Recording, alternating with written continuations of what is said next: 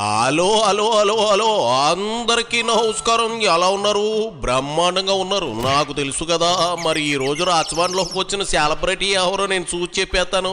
ఈలోగా మీరు మన వీడియోకి ఒక లైక్ ఇచ్చేసి, అలాగే మన కేకే న్యూస్లో సబ్స్క్రైబింగ్స్ ఎవరైతే చేసుకోలేదో వాళ్ళు చేసేసుకుని రెడీగా ఉండండి. మరి ఎవరు బాబు?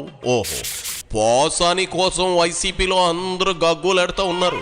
ముసలి ముతక అంతా మీడియా గొట్టల ముందుకు వచ్చి పోసాని అరెస్టు అన్యాయం అంటున్నారు. మరి అతగాడి చండాలపు భాష మాట్లాడినప్పుడు ఈ బ్యాచ్ అంతా ఏమైపోయారు? అవే వేదవాక్కులని విని ఊరుకున్నారా? ఎప్పుడు చేసిన పాపం పాపమే కదా. ఎప్పుడో తప్పు చేస్తే ఇప్పుడు శిక్షేస్తున్నారు ఎందుకు అంటున్నారు. అంతా కాలం గడితే తప్పు అయిపోతుందా? పాపం పండే వరకు తప్పు చేసే వాళ్ళకి అహంకారం తగ్గదు. పాపం పండగానే ఇదిగో ఇలా పోసానిలా జైలుకి వెళ్ళే ముందు ప్రాదక్షిణలు చెయ్యాలి. అంతే, అదే కర్మఫలం. సరే, పోసానికి అండగా పారు అక్కాయి వచ్చింది. ఇదిగో పారు అక్కాయి, ఏం చెబుతావు చెప్పు. ఈరోజు మరి పాపం ఎప్పుడో అది అన్యాయము, ఇదంతా ఒకే వర్గానికి మరి అవార్డులు ఇస్తున్నారు. అందువల్ల ఈ అవార్డు నేను తీసుకోనంటాం తప్పేమన్నా ఉందా? అసలు భారతరత్న ఇచ్చినటువంటి వాళ్ళు కూడా తిరస్కరించారు భారతదేశంలో. ఎందుకంటే ఈ ప్రభుత్వం ఇచ్చేటువంటి అవార్డులు మాకు అక్కర్లేదు, ఈ ప్రభుత్వం సరైన పరిపాలన నిర్వహించటం లేదని. అలాగే పద్మశ్రీలు, మరి పద్మభూషణ్లు, ఇలాంటివన్నీ ఆఖరికి చేసి జానకి గారు కూడా తిరస్కరించారు ఆమెకి పద్మభూషణ్ వస్తే. మరి అలాంటి వాళ్ళందరూ కూడా అదే మాట్లాడారు, సరిగ్గా ఈ ప్రభుత్వ వ్యవహారం సరిగ్గా లేదు కనుక మేము తిరస్కరిస్తున్నామని. ఆ విధంగానే పోసాని కృష్ణమురళి గారు కూడా తనకు వచ్చినటువంటి అవార్డుని తిరస్కరిస్తూ న్యాయంగా రాలేదు, ఈ ఒకే వర్గం ఈ విధంగా నిష్పక్షపాతంగా వ్యవహరించకుండా ఈ విధంగా చేస్తుందని చెప్పి ఆయన విమర్శిస్తే, 5 ఏళ్ల నాడు ఎప్పుడో విమర్శిస్తే అది తీసుకొచ్చి ఈరోజు ఆయన మీద కేసు పెట్టి. సూడు పారక్క, పోసానికి అవార్డు వస్తే తిరస్కరించాడా? ఏం అవార్డు? కొంపదీసి ఆస్కార్ అయితే కాదు కదా. భారతరత్న ఇద్దాం అనుకున్నారా? ఎప్పుడు, ఎక్కడా, ఎలా? అయినా నాకు విషయం తెలియక అడుగుతూ ఉన్నాను. ఒక తెలుగు లెక్చరర్గా, ఒక సంస్కృత భాషా లెక్చరర్గా పోసాని వాడిన భాష కరెక్టే అంటావా? చెప్పు. ఆ బూతులు రాయుడిని వెనకేసుకొస్తే జగన్ నీకు సన్మానం చేస్తాడేమో, కానీ జనం హర్షించరు.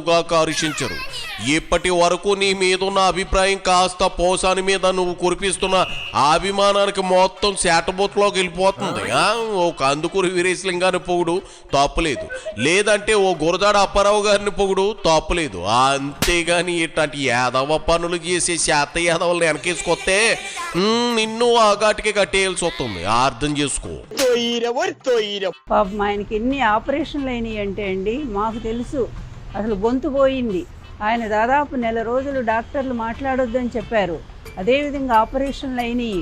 అటువంటి అనారోగ్యంతో ఉన్నటువంటి మనిషిని ఈ విధంగా దారుణంగా ఎప్పుడో కేసు, ఎక్కడో, అది కూడా మనోభావాలు దెబ్బతిన్నాయట. ఏమయ్యా, మీ వల్ల ఎంతమంది మనోభావాలు దెబ్బతిన్నాయి? మీ వల్ల ఎన్టీఆర్ దెబ్బతినలేదా? మీ వల్ల నేను దెబ్బతినలేదా? రోజా దెబ్బతినలేదా? పార్టీలో జగన్ గారు తినలేదా? భారతమ్మ గారు తినలేదా? మీరు సాగించిన అకృత్యాలు, అరాచకాలు, అన్యాయాలు అన్నీనా? తప్పులన్నీ మీరే చేస్తారు. పోలీసుల మీద మీరు చేసిన దాడులు ఎంత భయంకరమైనవి! అవేమీ కేసులు లేవు, అన్నీ కొట్టేయించుకుంటారు. ఈరోజు ఒక్క మాట అన్నందుకు, తనకు వద్దన్నందుకు తీసుకెళ్ళి ఎక్కడో కడప జైల్లో పెడతారు. ఎంత దారుణం!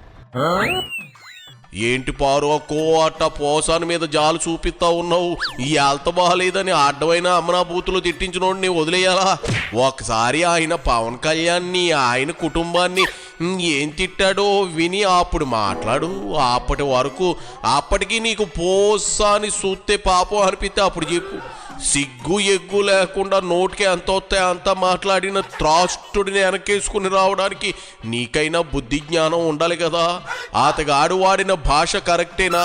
నీ మీద అదే భాష ప్రయోగిస్తే నీకు ఆమోదయోగ్యమేనా? అది చెప్పు. ఊరకే సొల్లు రాజకీయాల కోసం క్యారెక్టర్ని మరింత పలచన చేసుకోకు. ఈ ఏజ్లో, నీ గేజ్లో ఇది కరెక్ట్ కాదు. 65 ఏళ్ల వయసున్న మనిషిని అప్పుడు కూడా అంతేగా, మీకు న్యాయం ఎక్కడుంది? 75 ఏళ్ల వయసు ఉన్నటువంటి వ్యక్తిని ఆ రోజు అన్యాయంగా దించి ఆయన ప్రాణాలు పోవటానికి ఆ రోజు కారకులయ్యారు.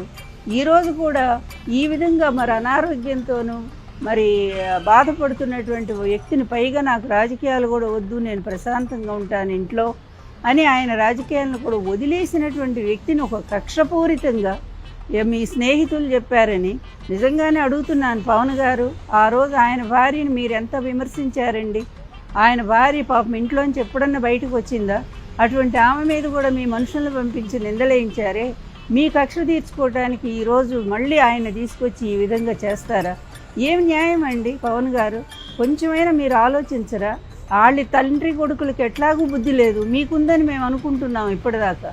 కానీ మీరు కూడా ఈ విధంగా ప్రవర్తిస్తూ ఉంటే ఇక ప్రజాస్వామ్య వ్యవస్థ ఎటుపోతుందో, పూర్తి అరాచక వ్యవస్థ, అదేవిధంగా దాష్టిక పరిపాలన ఈ రాష్ట్రంలో కనిపిస్తూ ఉంది. ఇక్కడ 2 పాయింట్లు ఉన్నాయి పారు అక్కయ్. ఒకటి, పవన్ పోసాని పేరు కూడా ఎక్కడ ఎప్పుడు ఎత్తలేదు సరికదా. ఆయన్ని తిట్టినప్పుడు ఫ్యాన్స్ రియాక్టర్ అయితే అయ్యారు. పవన్ చేయించినట్లు ఎట్లా అవుతుంది? పవన్ భార్యని పిల్లలని తిట్టినప్పుడు నువ్వెక్కడ తొంగున్నావు చెప్పు, కొంచెం అయినా మనస్సాచి ఉండాలి కదా. ఇంకో పాయింట్, చిన్నిష్టదరిద్రుడు పోసాని ఎన్టీఆర్తో పోలుతున్నావు ఎందుకు పారు అక్కాయి? నాకెక్కడ, నాగలోకం ఎక్కడ? స్వర్గంలో ఉన్న అన్నగారి ఆత్మ కూడా నిన్ను, నీ వాలకాన్ని చేదరించుకుంటుంది. చీ. ఆంధ్రప్రదేశ్ ప్రజలకు మీరు వరగూడిందేం లేదు, మీకు వరగబెట్టింది ఏమీ లేదు. పైగా ఈ విధంగా అటు వంశీని, ఇటు మరి పోసాని మురళీకృష్ణ గారిని, ఇంకా మరి వైఎస్ఆర్ కాంగ్రెస్ పార్టీ నాయకుల్ని ఎంతమంది మీద మీరు కేసులు పోతూనే ఉన్నారు. దొరికిన వాళ్ళని అరెస్ట్ చేస్తూనే ఉన్నారు. అందువలన ఈ రెడ్ బుక్ రాజ్యాంగం లోకేష్ మీకు ఇదే చెప్తున్న, పాపం పండేటప్పుడు ఇదిగో ఇలాంటివే మీకు వస్తామని ఉంటాయి, ఇట్లాంటి చెడ్డ బుద్ధులే వస్తాయి. పండుగతో ఊడినట్టుగా మీ పాపం అనే పండు కూడా పండిపోయింది. అది ఊడిపోయేటువంటి పరిస్థితి కూడా తొందరలోనే రాబోతోంది. అందువలన మీరు తిట్టిన తిట్లకు ఒక్కసారి ఆత్మవిమర్శ చేసుకోగలిగితే న్యాయం ఏంటనేది మీకు అర్థమవుతుంది. అటువంటి ఆలోచన చేసే సంస్కారం మీకు లేదు, కుసంస్కారం కనుక మీరు ఈరోజు ఇష్టం వచ్చినట్టుగా మీరు అధికారాన్ని చేతిలో పెట్టుకొని, పోలీసు వ్యవస్థను చేతిలో పెట్టుకొని ఈ విధంగా అక్రమ కేసులు బనాయిస్తూ దారుణంగా వంశీని మీద అట్లాగే చేశారు, పోసాని మీద అలాగే చేశారు. మూతికి గాని బెల్లం రాసుకుని వచ్చావా పారు అక్కాయి? అట్ట ఈగలు ముసురుతా ఉన్నాయి. నీ బాధ ఏంది? మీ సామాజిక వర్గానికి చెందిన వంశీని పోసాని బొక్కలో వేసారు కాబట్టి సాధ్యల స్క్రిప్ట్ పంపగానే గొట్టాల ముందుకు వచ్చి వాగేయడమేనా? ఆయన ఇద్దరు ఏమైనా దేశభక్తులా? ఇద్దరికి ఇద్దరు బూతులు సామ్రాట్లు. అలాంటి వాళ్ళకి నువ్వు వతాసు పలికితే నిన్ను కూడా బూతులు లక్ష్మీ పార్వతి అని జనం పిలుచుకోగలరు. ఆయన చేత చేసిన యాక్టింగ్ చాలు. శివరాకరున ఏం చెప్తావు చెప్పు, బయలుదేరు. ఇంకా మా నాయకుల మీద, అందరి మీద కూడా అట్లాగే కేసులు పెట్టుకుంటూనే పోతున్నారు. ఎంతోమంది పాపం సోషల్ మీడియాలో ఉండేటువంటి వాళ్ళు మీ పరిపాలన లోపాలు విమర్శిస్తే వాళ్ళని తీసుకెళ్లి జైల్లో పెడుతున్నారు. ఒక కేసు కాదు, రాష్ట్రం అంతా అన్ని మూలల కేసులు పెడతారు. ఏమండి, ఎంత దుర్మార్గం అండి! ఈ దుర్మార్గానికి ఓ పరాకాష్ఠ స్థితి ఉండదా? ఉంటుంది. ఎన్ని పాపాలు మీరు చేస్తున్నారో అన్నీ వస్తానే ఉన్నాయి, వెంటనే తగులుతున్నాయి. శివరి మొక్క చాలా కరెక్ట్గా చెప్పారు అక్కయ్య. మీ పాపం బండింది, వెంటాడింది కాబట్టే పోసాని లోపలేశారు. ఇక క్యూలో చాలా మంది ఉన్నారు. ముఖ్యంగా 36 కేసుల్లో A1గా ఉన్న జగన్ రెడ్డి కూడా జైలుకు దారిది అని వెతుక్కుంటా వెళ్తాడు. అప్పుడు మళ్ళీ వచ్చి వాగొచ్చులే. ఇక ఇంక బయలుదేరు పారు అక్కాయి, బయలుదేరు. పో అమ్మ, పేద సేపు వచ్చావు, పో.